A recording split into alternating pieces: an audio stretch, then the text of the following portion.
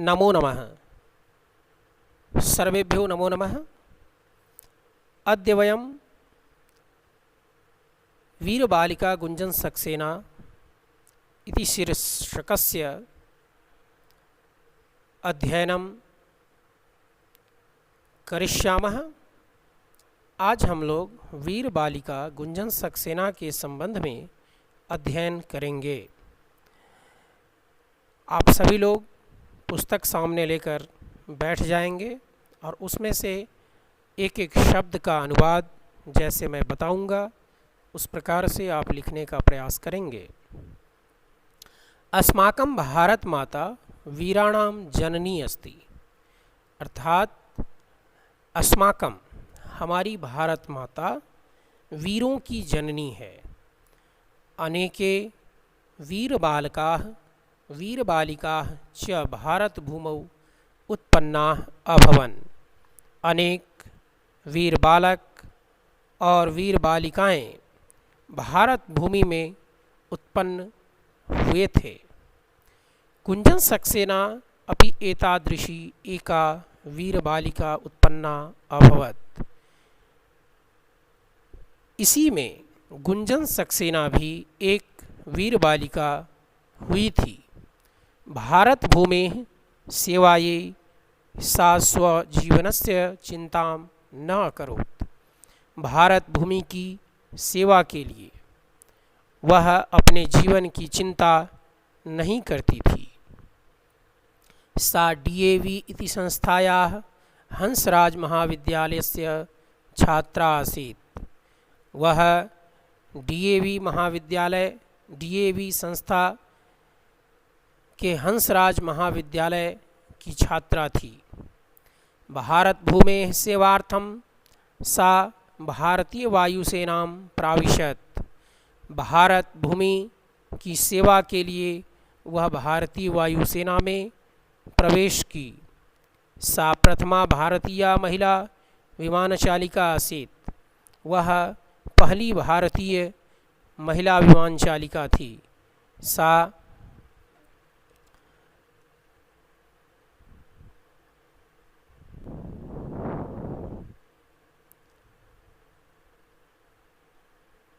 सा वीरांगना राज्ञी लक्ष्मीबाई इव साहसिनी आसीत्।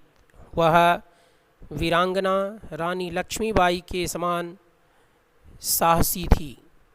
सा युद्धक्षेत्रे निर्भयं विमानम् अचालयत्। वह युद्ध क्षेत्र में निर्भय होकर अर्थात बिना भय के बिना डर के विमान चलाती थी। सा सैनिकेभ्यः आवश्यक वस्तूनां वितरणम् अकरोत्। वह सैनिकों के लिए आवश्यक वस्तुओं का वितरण करती थी। सा रुग्णान्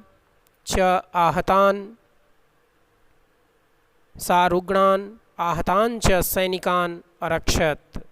वह रोगी और घायल सैनिकों की रक्षा करती थी। सा वीरबालिका कर्तव्य पालनस्य उच्चादर्शम् अस्थापयत्।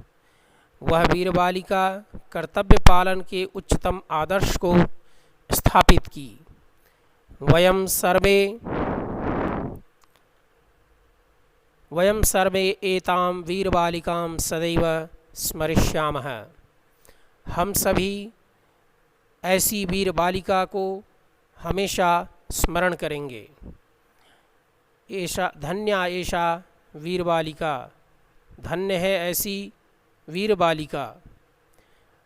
अब यह पाठ का आपने अनुवाद सुना। अब आपको मैं बता दूं कि इस पाठ से संबंधित जो प्रश्न आते हैं उन प्रश्नों के संबंध में हम बातचीत करेंगे।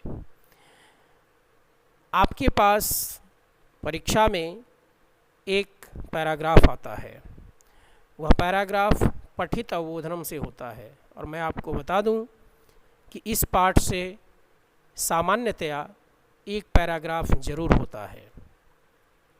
अब आपको यह समझना होगा कि उस पैराग्राफ के अंतर्गत कौन कौन से प्रश्न बनते हैं, किस प्रकार के प्रश्न हो सकते हैं। आप उसे ध्यानपूर्वक समझ लें। आप पहले ही वाक्य में देखेंगे अस्माकम शब्द है, आरंभ में ही अस्माकम शब्द का आपसे पूछ लिया जाएगा कि अस्माकम इति पदे का विभक्ति ही, इस पद में कौन सी विभक्ति है, इसका मूल शब्द क्या है। तो आप वहाँ लिखेंगे, अगर मूल शब्द पूछता है तो आप लिखेंगे अस्मद, विभक्ति कौन सी है तो आप उसमें लिखेंगे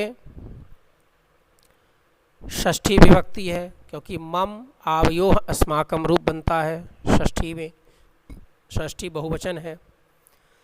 इसी प्रकार से और भी शब्द हैं, जैसे अभवत शब्द है, अभवन, अभवन शब्द में मूल धातु क्या है, आपसे पूछा जाएगा कि अभवन में मूल धातु क्या है, आप लिखेंगे भू धातु है, क्योंकि यह देखने से नहीं पता चलता है कि इसमें भू धातु है, यद्यपि इसमें भू धातु है और आपसे पूछा जाएगा कि किस लकार में है तो आप लिखेंगे भू धातु लंग लकार प्रथम पुरुष बहुवचन का रूप है।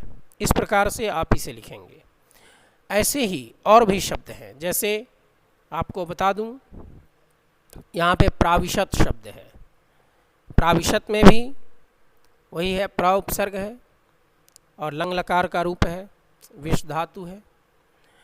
इस प्रकार से आप और भी देख सकते हैं, जैसे सैनिकेभ्यः, अब आपसे पूछा जाए कि सैनिकेभ्यः इति पदे का विभक्ति है, तो विभक्ति तो आप लिख देंगे चतुर्थी, तृतीय, चतुर्थी और पंचमी में से कोई भी एक, और उसका मूल शब्द अगर पूछा जाए तो आप क्या लिखेंगे सैनिक। तो इस प्रकार से अनेकशः प्रश्न बनते हैं, जिन प्रश्नों का उत्तर आप लिखेंगे। इसके बाद आपको बता दें कि वीर बालिका गुंजन सक्सेना का पाठ अत्यंत ही महत्वपूर्ण पाठ है। इस पाठ से हमें शिक्षा लेनी चाहिए कि हमें भी कुछ ऐसा काम करना चाहिए जिससे हमारे समाज को, हमारे देश को लाभ मिले। इस प्रकार से यह पाठ का हिंदी अनुवाद आपने सुना। अब इस हिंदी अनुवाद को ध्यानपूर्वक सुनकर और आप अपनी कॉपी में ज़रूर लिखेंगे। अगली कक्षा में फिर इसके प्रश्नोत्तर पर हम बातचीत करेंगे। धन्यवाद।